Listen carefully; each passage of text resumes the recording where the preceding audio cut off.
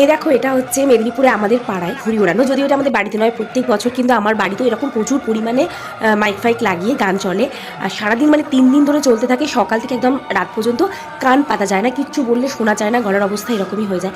তো আজকে অবশ্যই এটা আমার বাড়ির চিত্র নয়, যেহেতু আমার বাড়িতে আজকে এরকম ব্যবস্থা করা হয়নি, তাই আমার ছোটো ছেলে চলে গেছিলো আমাদের পাড়ারই ওর একটা বন্ধুর বাড়ি। এরপর আমি ওকে বলেই দিয়েছিলাম যে 1:30টার মধ্যে বাড়ি চলে আসতে। যাই হোক, টাইমের মধ্যেই বাড়ি চলে এসে না এসেই কোনো দিকে না তাকিয়ে কোনো রকমে আমাকে বলেছে, মা আমি এসে গেছি, বলেই আবারও ছাদে নিয়ে ওপরে ঘুরে ওড়াচ্ছিল 2 ভাই মিলে।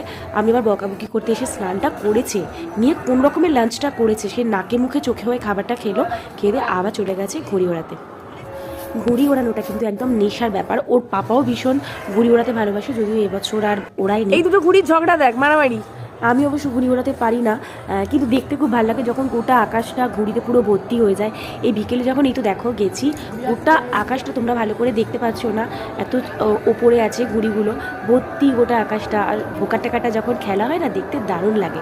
তো আমি চলে গেছিলাম ছাদে সমস্ত গুছিয়ে, একটু ওরা ঘুড়ি ওড়াচ্ছিল, একটু বিরক্ত হচ্ছিল আমি ভিডিও বানাচ্ছিলাম বলে আমার ছেলেরা। যাই হোক, তারই মধ্যে একটু ভিডিও বানাতে পারলে দেখো বিকেল হয়ে গেছে। আর ঘুড়ি ওড়ানোর থেকেও আমার যেটা বেশি ভালো লাগে সেটা হচ্ছে ঘুড়ি লোটা। দেখো আমার ছেলেরা কত ঘুড়ি লুটেছে, আর সব থেকে শেষে জাস্ট এত বড় ঘুড়ি লুটেছে। দেখো কত বড় ঘুড়িটা, এত বড় ঘুড়ি লুটে ওর আনন্দটা দেখো।